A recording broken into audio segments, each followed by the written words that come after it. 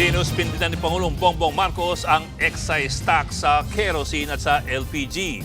Pero giit ng ilang grupo, dapat ding tanggalin ng sa diesel at gasolina. Nasa frontline na balitang yan, Maricel Halili.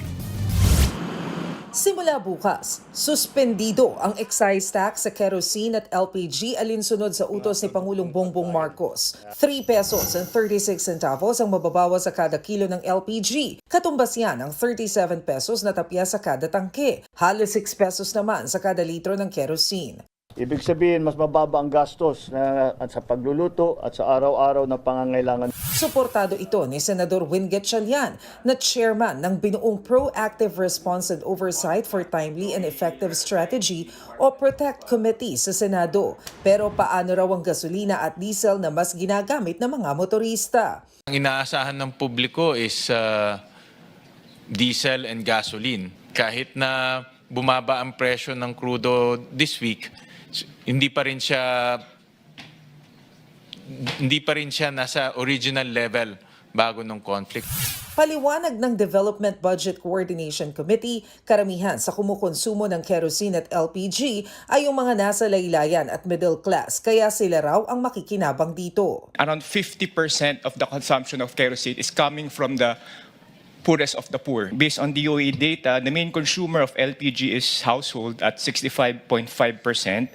Makatutulong din daw ito sa maliliit na food business ayon naman kay Congressman Rolando Valeriano na Vice Chairperson ng House Committee on Ways and Means. Tingin pa ng Finance Department kung ang diesel o gasolina naman ang tatapyasan ng buwis, baka mayayaman lang ang makinabang.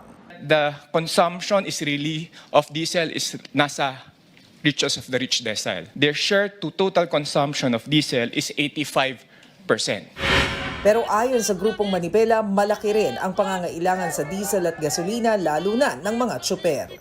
Yung LPG ay araw-araw ginagamit pero hindi naman araw-araw na kinukonsumo ito na katulad ng diesel at gasolina na maya ay nauubos.